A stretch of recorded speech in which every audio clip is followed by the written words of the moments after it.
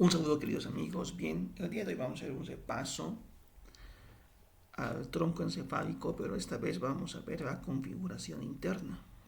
¿Ya? Cuando vemos la configuración interna, en este caso del tronco encefálico, vamos a dividir primeramente. Recordemos que está conformado por el bulbo, el puente y el mesencéfalo. Entonces vamos a comenzar hablando en este caso del bulbo, o también conocido como médula oblonga. Y para realizar un mejor estudio vamos a hacer el corte de la médula oblonga a nivel de 3 sectores. El primer corte lo vamos a realizar a nivel del entrecruzamiento motor. Este corte a nivel del entrecruzamiento motor, como pueden ver, va bajando las fibras córtico-espinales y de repente hace una decusación, ¿no?, para formar lo que van a ser los fascículos córtico-espinales laterales. Entonces, esta es la decusación motora, que se puede ver incluso claramente en la configuración externa de la médula oblonga. El detalle es que cuando realizamos nosotros esta decusación motora, las astas anteriores que tienen que ver en este caso de la médula oblonga van a ser segmentadas, cortadas, y vamos a dar origen a lo que va a ser a un núcleo motor, ¿ya? Este núcleo motor es lo que nosotros vamos a conocer como núcleo ambiguo, que podemos ver acá, miren. Entonces la decusación motora genera que estas astas se corten y que genera acá un núcleo. Este es el núcleo ambiguo. Este núcleo ambiguo es el núcleo motor de los pares craneales 9, 10 y 11. ¿Ya? En todo caso sería del nervio glosofaringeo, del vago y del accesorio. Como podemos ver, recordemos muy bien que a nivel de las pirámides vulvares viene y el 75 a un 90% de las fibras se decusan, formando los haces córtico-espinales laterales. Mientras tanto que alrededor del 10 al 25% más o menos se mantiene en su lado, en el mismo lado, formando lo que es el tracto córtico-espinal anterior. Y hemos dicho que esta decusación va a generar para nosotros la formación del núcleo ambiguo. ¿No ve? El núcleo ambiguo. Entonces, eso es muy importante principalmente en este primer corte, en la decusación motora. Miren, aquí podemos ver a nuestro núcleo ambiguo, que es bien grande. Y recordemos que va a ser el núcleo motor de los pares craneales 9, 10 y 11. El segundo corte lo vamos a realizar a nivel de la decusación sensitiva. Recordemos muy bien que va a haber dos haces importantes que van a subir por la médula espinal, conocidas en este caso como el haz grácil y el haz cuneiforme. Recordemos que el grácil trae información principalmente de todas las terminales nerviosas por debajo de la vértebra torácica número 7, quiere decir de los miembros inferiores. Mientras tanto que el núcleo cuneiforme, en este caso de los haces cuneiformes, van a traer información principalmente de la región cervical, dorsal, hasta la torácica número 6, o sea, de los miembros superiores principalmente. Y van a terminar acá en lo que es el núcleo grácil, que es un núcleo sensitivo en la parte posterior, y el núcleo cuneiforme. El núcleo grácil que transporta principalmente información de los miembros inferiores, y el núcleo cuneiforme que va a transportar principalmente información de las extremidades superiores. Ambas fibras se van a decusar y cambiar de lado. ¿Bien? Esta decusación sensitiva nosotros vamos a llamar a las famosas fibras arqueadas. ¿Ya? Las fibras arqueadas. Entonces, por ejemplo, aquí vemos al núcleo grácil y este es el núcleo cuneiforme. Y esta decusación para nosotros se va a llamar fibras arqueadas, cambiando de lado en este caso al lado contrario y subiendo a través del menisco medial hasta el tálamo. ¿No? Recordemos muy bien que llega al núcleo ventral posterolateral del tálamo. Entonces, esta decusación motora se llaman las fibras arqueadas internas, que es muy importante siempre que recordemos eso. A nivel de decusación, en este caso sensitiva, también se van a cortar parte de las astas, en este caso de de la médula oblonga y se va a formar el núcleo sensitivo principal del trigémino. Miren, al estar cortando, miren, se cortan las astas y ¿qué formamos acá? El núcleo sensitivo principal del trigémino. Cortamos. Entonces es importante recordar siempre también esto. Por ejemplo, en la decusación motora hemos visto nosotros que cortan y forman el núcleo ambiguo, que es un núcleo motor para los pares craneales 9, 10 y 11. Sin embargo, en la decusación sensitiva también se corta el asta posterior esta vez. Y este corte va a generar para nosotros el núcleo sensitivo principal del trigémino, ¿ya? Que es el principal núcleo, en este caso sensorial de la cara, ¿ya? Para el par craneal número 5, en este caso el nervio trigémino. Además, algo que nunca hay que olvidar es que las fibras arqueadas son, en este caso, la decusación sensitiva que se realiza al lado contrario y posteriormente sube esto por el lemnisco medial hasta el tálamo. Entonces, este sería el núcleo grácil, el núcleo cuneiforme, esta es la decusación sensitiva y esto es lo que estamos subiendo acá, es el lemnisco medial. Estos cortes generan la formación de este núcleo, que es el núcleo principal del nervio trigémino. Ahí podemos ver la formación del núcleo sensitivo principal del trigémino. Así como existen fibras arqueadas internas, cuando nosotros vamos a empezar a subir en la médula espinal, ya van a existir un núcleo adicional que se va a formar. Miren, este es el núcleo grácil, este es el núcleo cuneiforme y se va a formar un núcleo cuneiforme accesorio. Este núcleo cuneiforme accesorio va a recibir sensibilidad principalmente de la parte profunda de los miembros superiores, el cuello y el segmento superior del tronco. Esta sensibilidad profunda e inconsciente que se va a recibir lo va a transportar al cerebelo, específicamente al paleocerebelo. Pero estas fibras no se decusan. Estas van a empezar a formar parte de lo que va a ser de los pedúnculos cerebelosos inferiores. Entonces sube desde acá, desde el núcleo cuneiforme accesorio, a través de lo que va a ser del pedúnculo cerebeloso inferior hacia el paleocerebelo, lo que nosotros conocemos como las fibras arqueadas externas, ¿ya? Entonces, las fibras arqueadas externas, ¿qué son? Son fibras que van a transportar desde el núcleo cuneiforme accesorio al paleocerebelo. ¿Qué información transportan? Sensibilidad profunda, inconsciente, principalmente de los miembros superiores. Algo muy importante que hay que recordar es que las fibras arqueadas externas no se decusan. Y así como existen fibras arqueadas externas, también existen fibras arqueadas internas. ¿Cuáles eran las internas? Las internas eran las fibras de la decusación sensitiva, ¿ya? Entonces, la decusación sensitiva son las fibras arqueadas internas. Y las fibras arqueadas externas son las que se van a ascender desde el núcleo cuneiforme accesorio hasta el paleocerebelo. Como podemos ver acá, se ha formado acá el núcleo sensitivo principal del trigémino, que va a tener 3 segmentos, una porción principal que está formada en el puente, una porción medular o bulbar, ¿ya?, a parte inferior, y una porción mesencefálica. Y cada uno va a tener una función importante, principalmente en la sensibilidad de la cara y de la cabeza. El tercer corte importante que nosotros realizamos es a nivel de las ogivas vulvares. Y vamos a encontrar acá nosotros el núcleo ogival inferior. Este núcleo ogival inferior tiene una forma de herradura y va a formar este engrosamiento que conocemos como ogiva vulvar. Es importante principalmente para evitar movimientos exagerados y va a tener una comunicación importante con el cerebelo. Desde la ogiva vulvar, a través, en este caso, se van a transportar fibras que van a pasar al lado contrario, en este caso, del tronco encefálico, y van a ascender por el pedúnculo cerebeloso contralateral hacia el núcleo dentado del cerebelo.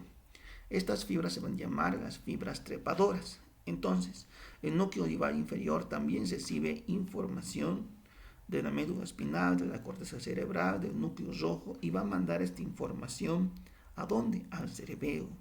Al cerebelo. ¿Y cómo se llaman estas fibras que van a comunicar el núcleo olivar de un lado con el cerebelo del lado contrario? Se van a llamar las fibras trepadoras. Las fibras trepadoras. Además, también en este corte vamos a ver nosotros a los núcleos vestibulares. Los núcleos vestibulares, que van a ser el superior, el inferior, el lateral y el medial, van a tener una gran comunicación principalmente también con el cerebelo a través del pedúnculo cerebeloso inferior. Quiero que hagamos un énfasis hasta acá y hablemos sobre el pedúnculo cerebeloso inferior. Si nos hemos dado cuenta, el cerebelo recibe información ¿de dónde?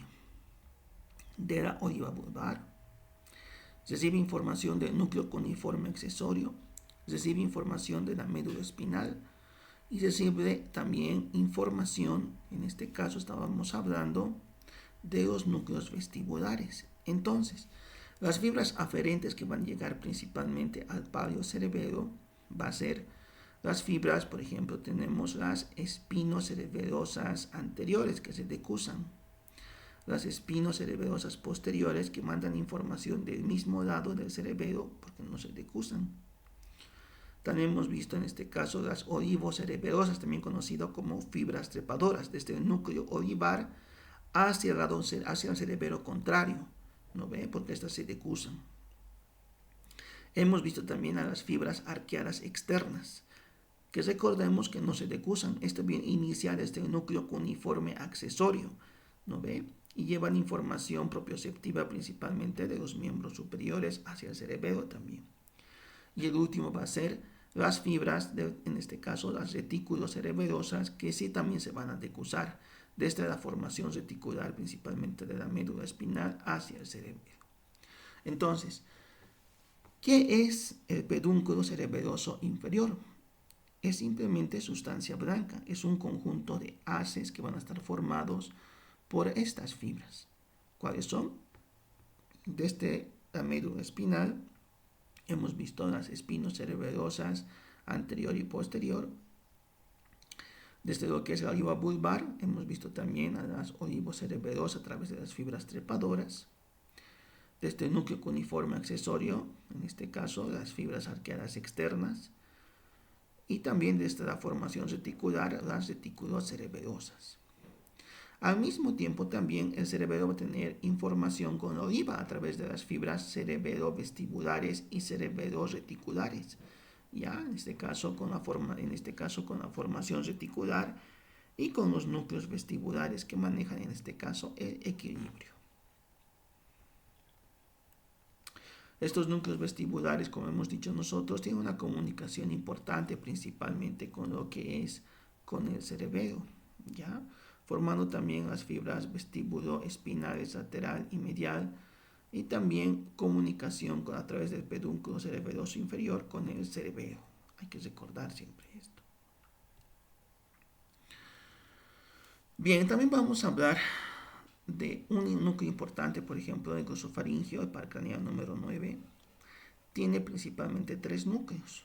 Lo que es el núcleo ambiguo, que es el núcleo motor que hemos visto que se forma de la decusación motora. El núcleo salivar inferior, que es un núcleo parasimpático que se forma a este nivel. Y el núcleo del tracto solitario, que es un núcleo principalmente sensitivo especial, que tiene una parte anterior que es gustativa y una parte posterior que maneja principalmente la sensibilidad visceral. Además también hay que recordar al nervio vago acá, que tiene también como núcleo motor al núcleo ambiguo. Recordemos que el ambiguo es motor del 9, 10 y 11. Tiene el núcleo dorsal del vago, que es un núcleo parasimpático, muy importante. Y el núcleo del tracto solitario, que también es un sensitivo especial. El hipogloso solo tiene un núcleo, es el núcleo del hipogloso. Y el par craneal número 11 o accesorio tiene solamente un núcleo motor, que sería el núcleo ambiguo. Nada más. El segundo corte que vamos a hacer es a nivel de la protuberancia, también conocida como puente. El puente mide más o menos 2.5 centímetros y se va a localizar entre el bulbo y el mesencéfalo. y va a formar principalmente lo que nosotros conocemos como pedúnculo cerebeloso medio. Cuando vemos nosotros al puente, tiene dos segmentos, la porción basal y la porción tegmentaria. Entonces una pregunta muy importante es ¿quién divide estas dos partes? Va a dividir, en este caso, la formación del cuerpo trapezoide. ¿Y qué es el cuerpo trapezoide?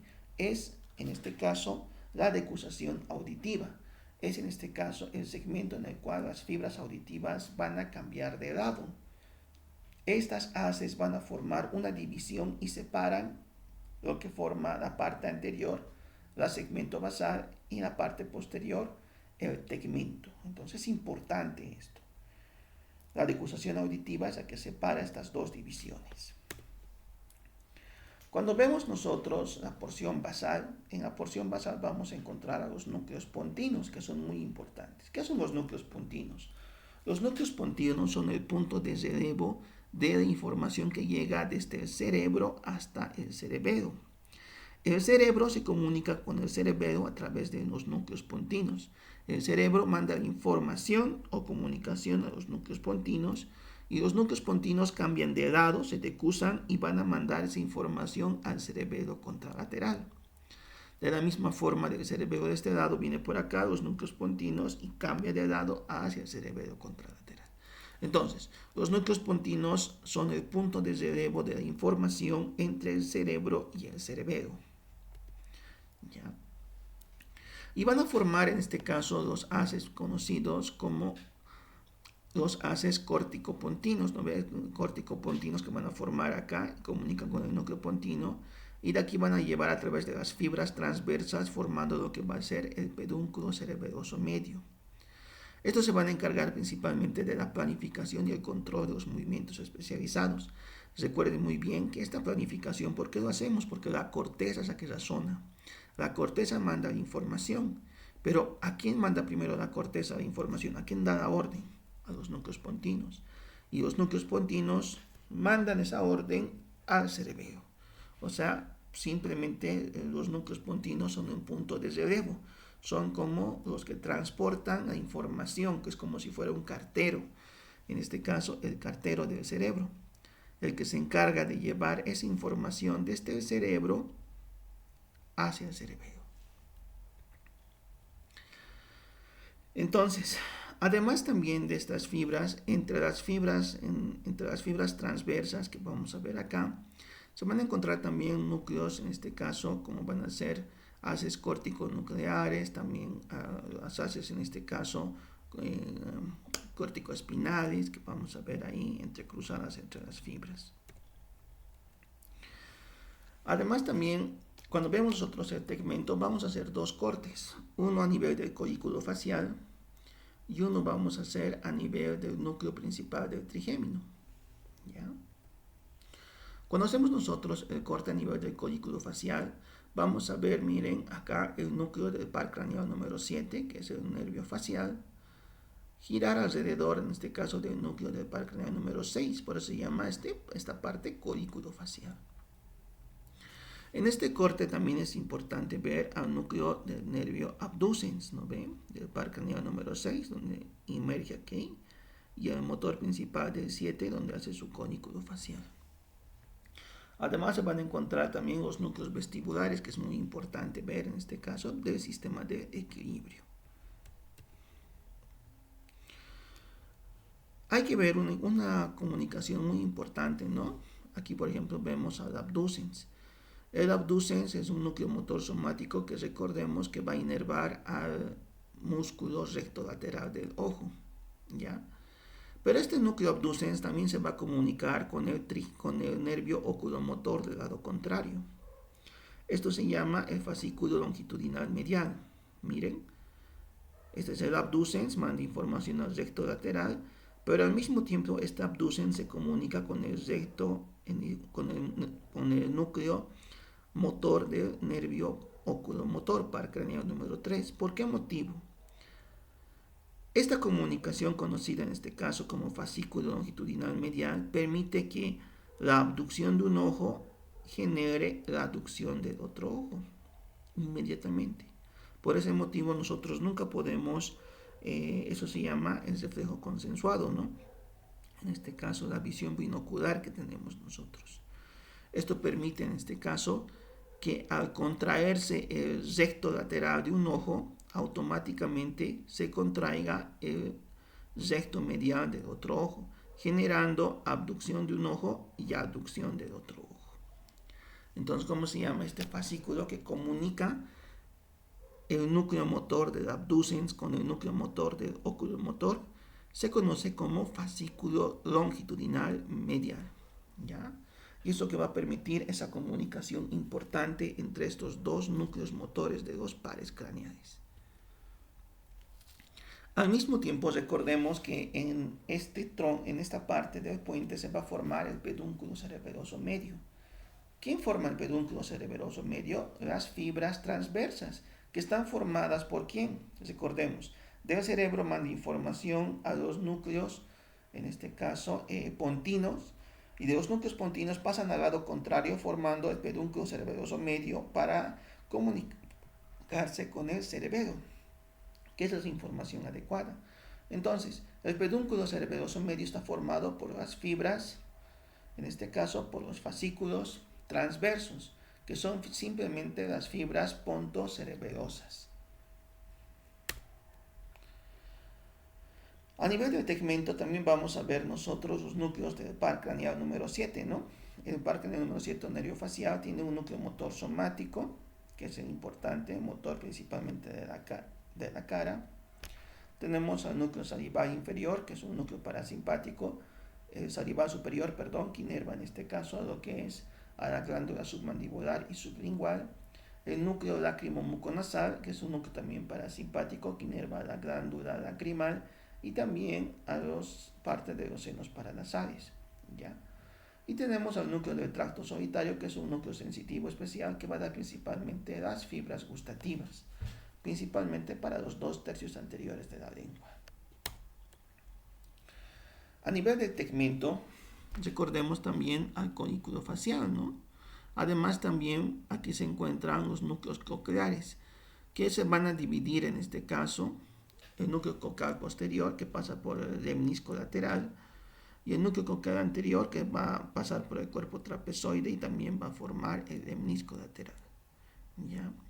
Entonces, esta decusación auditiva nosotros conocíamos como cuerpo trapezoide. Recordemos muy bien que las fibras cocleares del lado derecho van a pasar al lado izquierdo y las cocleares del lado izquierdo pasan al lado derecho. Esta es la decusación, en este caso auditiva, y esa decusación auditiva se conoce como cuerpo trapezoide. Y después, por donde sube hacia lo que va a ser al tálamo a través del lemnisco lateral. A nivel de los núcleos del trigémino siempre es importante también lo que vamos a ver, los núcleos principales. Y algo muy importante de recordar en este corte es a nivel del locus cerereus. Recordemos que el locus cerereus se encuentra en el piso del cuarto ventrículo por debajo del pedúnculo cerebeloso superior. Este locus cerereus es muy importante porque es la parte del tronco encefálico que se va a encargar de producir noradrenalina, que es muy importante principalmente como respuesta al pánico, al estrés, la ansiedad, la vigilia y el sueño. Y además también puede generar fenómenos de abstinencia. Y está implicado además también en patologías como la demencia y la enfermedad de Parkinson. Entonces, lo que jamás se tiene que olvidar del locus cerereus es que es este que produce noradrenalina. ¿Y dónde se localiza? Se localiza en el piso del cuarto ventrículo, a nivel por debajo del pedúnculo cerebeloso superior. ¿Ve? Ahí se localiza el locus cerereus. Además, en la porción del tegmento también vemos los núcleos del trigémino. Recordemos que el trigémino solamente tiene dos núcleos. El núcleo motor, también conocido como masticador, porque va a inervar a los músculos masticadores, y el núcleo sensitivo, que va a tener tres partes. El principal, que es el principal sensitivo del puente. Tenemos al mesencefálico, que se va a encargar principalmente de dar información propioceptiva articular en la cabeza. Y la porción medular, en este caso, o bulbo medular, también conocido principalmente porque brinda información termoanalgésica y el tacto grosero de la cara. ¿Ya? Entonces, sí son dos núcleos sensitivos. El sensitivo principal, que recordemos que se forma de la decusación sensitiva, y el motor. Y este motor y este sensitivo tiene tres partes, ¿no? El sensitivo del bulbo, el mesencéfalo y del puente. Del puente es el más importante porque es el que manda toda la sensibilidad fina. De la porción bulbo medular es la que va a transportar información principalmente termoanalgésica y tacto grosero. Y de la porción mesencefálica es la que va a transportar información propioceptiva principalmente de la cara y de la cabeza. Además, también en el mesencéfalo vamos a ver nosotros el acueducto mesencefálico, también conocido como acueducto de Silvio, o también conocido como acueducto cerebral, que va a comunicar el tercer con el cuarto ventrículo. Y algo muy importante es que alrededor de este acueducto mesencefálico se va a encontrar una sustancia gris, conocida como sustancia gris periacueductal. ¿Ya? Este núcleo, que es muy importante, va a encargarse principalmente de la supresión del dolor ante experiencias emocionales intensas. Por ejemplo, este es el que se encarga de no percibir dolor, por ejemplo, cuando nosotros tenemos una actividad intensa y no sé, estamos, por ejemplo, no sé, jugando fútbol y de repente corremos emocionados, no sé, y nos patean, y eso no nos duele, ¿no? ¿Por qué? Porque estás con una emoción intensa, entonces el que suprime el dolor es esta parte. Sin embargo, después cuando te pase ya la emoción, cuando te pase el calor del momento, vas a sentir recién el dolor. Ay, me había dolido esto porque se me ha hinchado, ¿no ve? Entonces, es importante para nosotros recordar que la sustancia gris periacueductal suprime el dolor, principalmente ante una emoción intensa. ¿Dónde se localiza esto? Rodeando al acueducto mesencefálico, acueducto de Silvio o acueducto cerebral, que es el que comunica el tercer con el cuarto ventrículo. Y finalmente vamos a ver los cortes del mesencéfalo. El mesencéfalo vamos a hacer dos cortes, a nivel del colículo inferior y a nivel del colículo superior. A nivel del colículo inferior, lo más importante es que vamos a ver la sustancia negra.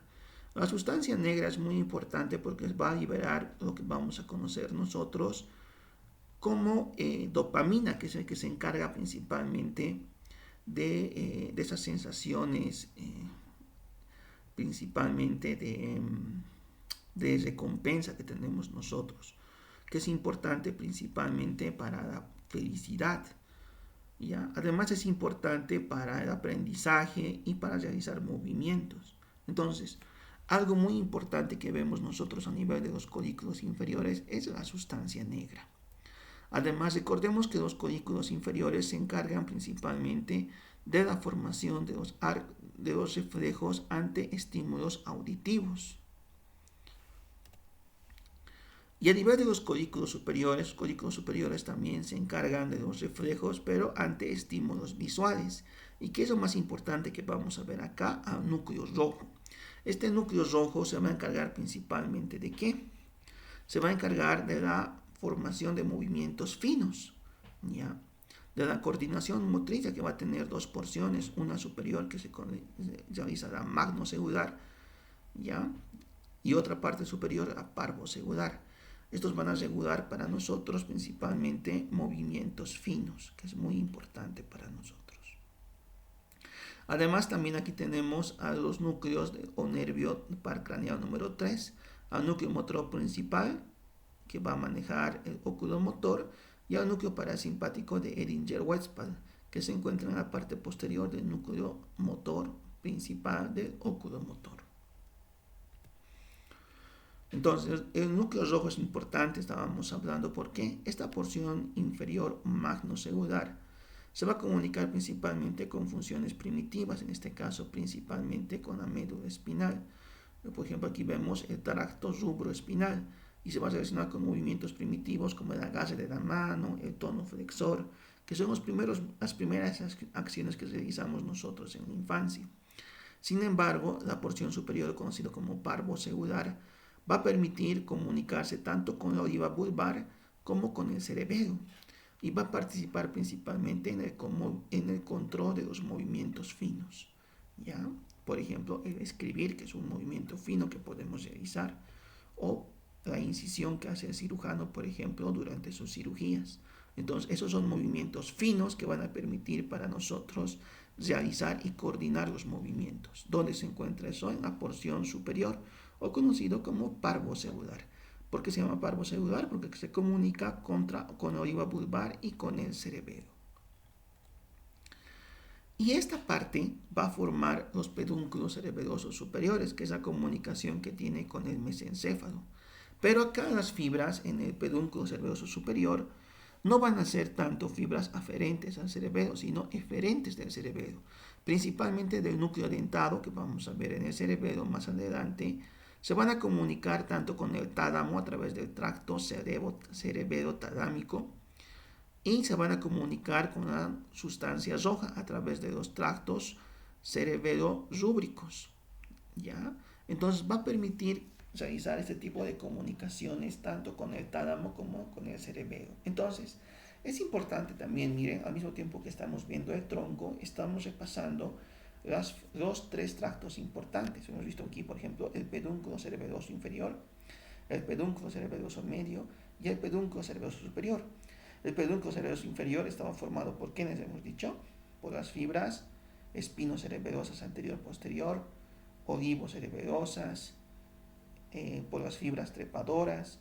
También hemos visto en este caso a las fibras arqueadas externas del núcleo cuneiforme. ¿No ve? Acá hemos visto principalmente a las fibras en el pedúnculo cerebeloso medio, hemos visto a las fibras pontocerebelosas transversas que van a cambiar de lado y van a llevar al cerebelo contrario.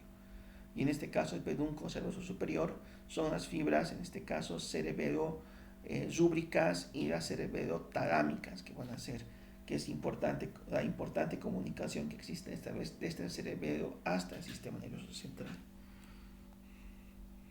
Bien, chicos, ha sido un placer haber podido repasar con ustedes lo que son la configuración interna del tronco encefálico.